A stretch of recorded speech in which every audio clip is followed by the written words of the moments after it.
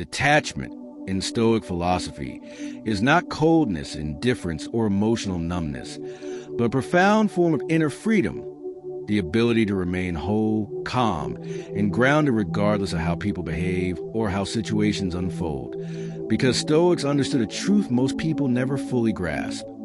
Suffering does not come from events themselves, but from our attachment to how we wish things would be rather than how they are. And once you see this clearly, detachment becomes not an act of loss, but an act of self-respect.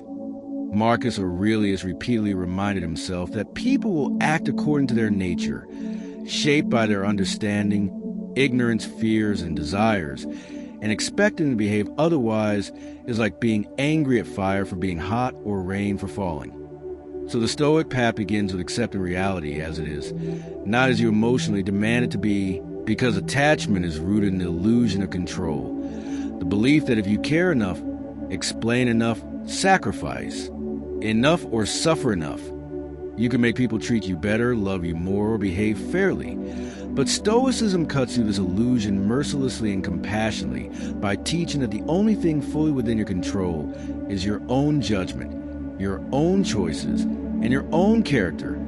Everything else, including other people's opinions, loyalty, moods, and decisions, exists outside your command. And clinging to what you cannot control guarantees frustration, resentment, anxiety, and emotional exhaustion, which is why Epictetus famously said that freedom is not achieved by satisfying desire, but by eliminating it. And this does not mean becoming lifeless or uncaring, but learning to care wisely without surrendering your peace to external forces. When you are emotionally attached to someone, you unconsciously hand them power over your inner state, allowing their approval to lift you and their disapproval to crush you, their presence to soothe you and their absence to destabilize you. And Stoics recognize this as a form of inner slavery, because a person who depends emotionally on others for validation, security, or identity is never truly free, no matter how loving or well-intentioned those relationships may seem. True detachment begins when you realize that you can love people without needing them, appreciate them without clinging to them, and engage with the world without being consumed by it. And this shift requires deep mental discipline, because the human mind is naturally inclined to attach. It wants certainty, reassurance, and permanence in a world that is inherently uncertain, fleeting, and unstable. Stoicism does not deny this pain, but teaches you to look directly at impermanence instead of running from it. Because when you accept that all relationships, circumstances, and conditions are temporary by nature, you stop demanding permanence from what was never meant to last. And this acceptance paradoxically brings peace. Seneca wrote that we suffer more in imagination than in reality. And attachment feeds imagination by creating narratives about how things should unfold, how long people should stay, how loyal they should be, how grateful they should remain. And when reality inevitably diverges from these expectations, pain arises, not because something terrible happened, but because your attachment turned preference into necessity. Stoic detachment therefore begins with a simple but radical practice, distinguishing between preference and requirement, where you learn to say internally, I would like this person to stay, but I do not need them to, or I prefer the situation to work out, but my peace does not depend on it. And this subtle shift dismantles emotional dependency at its root. Marcus Aurelius practiced this constantly by reminding himself each morning that he would encounter difficult, selfish, ungrateful, and irrational people, not to become bitter, but to inoculate his mind against surprise. Because shock amplifies pain, while acceptance softens it. And when you stop being shocked by human behavior, you stop taking it personally. Detachment also requires understanding that people act from their own internal struggles, wounds, and limitations. And when someone disrespects you, abandons you, or disappoints you, Stoicism asks you not to ask, why did they do this to me? But rather, why should their behavior define my inner state? Because once you see that their actions are reflections of their character, not your worth, detachment becomes a natural response rather than a forced defense. One of the most powerful Stoic tools for detachment is the practice of negative visualization, where you deliberately imagine losing what you currently have: people, status, comfort, relationships, not to dwell in fear, but to loosen the grip of attachment by reminding yourself that nothing is guaranteed and that you have already survived before and you will survive again, because when you regularly rehearse loss in your mind, you are no longer shattered by it in reality. Stoics also emphasize living in accordance with nature, which means recognizing that change, separation, decay, and endings are not failures of life, but essential features of it, and resisting them only increases suffering, while flow with them builds resilience. Emotional detachment does not mean withdrawing from relationships or avoiding connection, but entering them with clarity instead of desperation, with strength instead of neediness, and with self-sufficiency instead of emotional hunger. Because when you are whole within yourself, relationships become sources of shared joy rather than emotional crutches.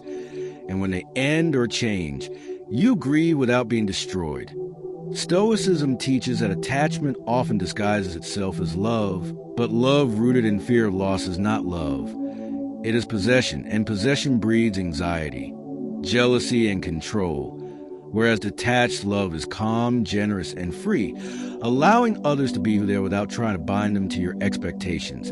Another critical Stoic principle for detachment is focusing on values rather than outcomes, meaning you commit to acting with integrity, kindness, and courage regardless of how others respond. Because when your sense of worth comes from your actions rather than others' reactions, you become emotionally independent, and independence is the foundation of peace.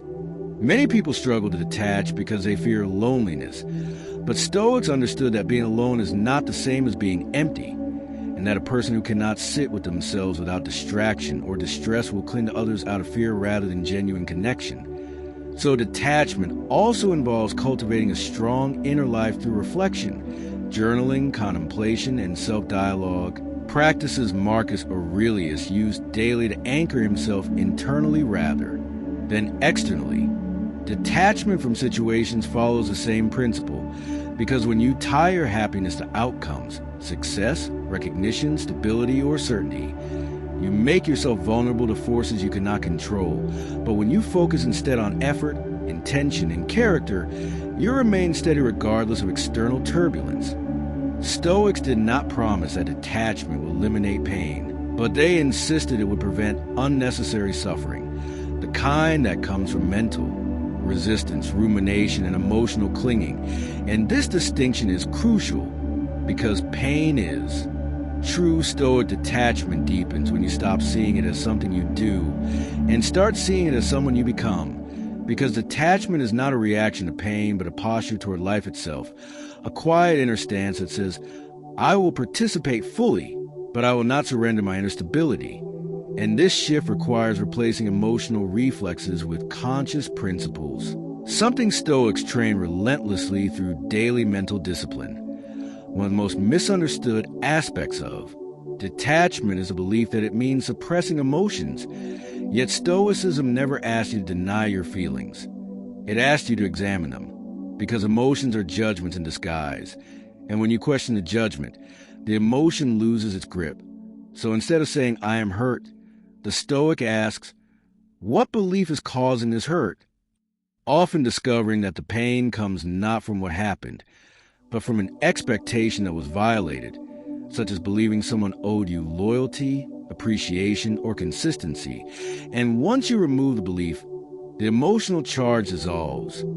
This is why Stoics emphasize reason over impulse, not to become robotic, but to prevent the mind from being hijacked by every external disturbance. Because a person who reacts emotionally to everything lives at the mercy of the world, while a person who responds thoughtfully lives in command of themselves.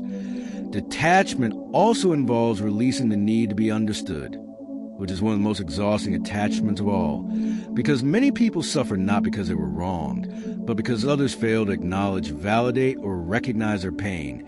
Yet Stoicism teaches that seeking validation from others is a trap, because it places your peace in hands that may never offer it, and Marcus Aurelius warned himself repeatedly that it is. Better to be content with your own approval than to beg silently for recognition from those who may never give it. When you detach from the need to be understood, you gain an incredible lightness, because you no longer argue with reality, explain yourself excessively, or replay conversations in your head hoping for a different outcome. And this frees enormous mental energy. Another powerful Stoic practice for detachment is voluntary discomfort, where you intentionally expose yourself to mild hardship, simplicity, silence, restraint, not as punishment, but as training. Because when you learn that you can endure discomfort without falling apart, you stop clinging desperately to comfort, people, or situations for emotional security. And this builds inner confidence that no loss can truly destroy you. Detachment from toxic people becomes easier when you realize that not everyone deserves access to your emotional world.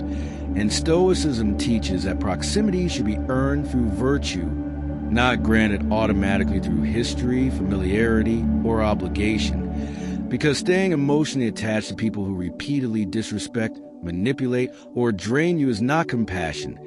It is self-neglect, and the Stoic path demands self-respect as a moral duty.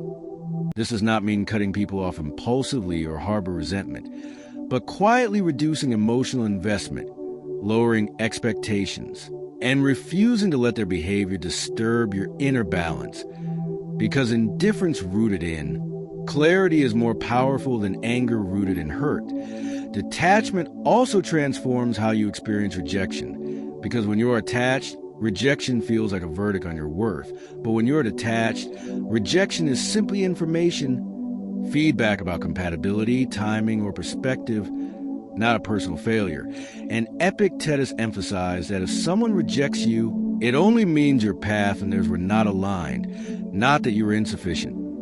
Learning to detach from outcomes is especially crucial in ambition, work, and goals, because many people tie their identity to success, recognition, or achievement, and when these fluctuate, as they inevitably do, their sense of self collapses. But Stoicism teaches you to anchor identity in effort rather than results, discipline rather than reward, and intention rather than applause, allow you to work hard without being emotionally enslaved by the outcome. One of the deepest forms of detachment is accepting that people will leave, change, disappoint, or misunderstand you, and that this is not betrayal of life, but its rhythm, because nothing stays static, and demanding permanence in a changing world guarantees suffering, while embracing impermanence creates peace. Stoics practice this acceptance not passively, but actively, reminding themselves daily that everything they love is on loan from fate and could be taken back at any moment, not to become pessimistic, but to love more honestly and less possessively.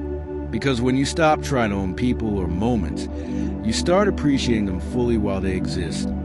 Detachment also sharpens discernment, because when you're no longer emotionally desperate, you can see situations clearly, make better decisions, and walk away sooner from what compromises your dignity, values, or peace, instead of staying too long out of fear, habit, or attachment. Many people confuse detachment with isolation, but Stoicism makes a clear distinction. Isolation is withdrawal driven by fear or bitterness, while detachment is engagement without dependency, presence without attachment, and love without self-abandonment. As you practice Stoic detachment, you will notice that people may respond differently to you. Some will respect you more, some will feel unsettled by your calm, and some will drift away. But Stoicism teaches you not to cling even to this reaction, because your goal is not to control others' behavior, but to master your own. Detachment ultimately leads to a profound sense of inner sufficiency, where you realize that you do not need external validation to feel complete. You do not need constant reassurance to feel secure. You do not need perfect circumstances to feel at peace, because your stability comes from alignment with reason, values, and acceptance of reality as it is. Marcus Aurelius described the state as being like a rock against which waves continually break, standing firm not because the waves stop, but because the rock no longer resists them. And this is the final aim of Stoic detachment: not to escape life, but to meet it without fear, without clinging, and without losing yourself. When you detach properly, you still care, still feel, still connect, but you no longer suffer unnecessarily. You no longer beg for what is not freely given, and you no longer hand your peace to forces beyond your control, because you have learned the greatest Stoic lesson of all, that nothing outside you has the power to disturb you unless you allow it. And once this truth becomes lived experience rather than theory, detachment is no longer something you practice. It becomes who you are,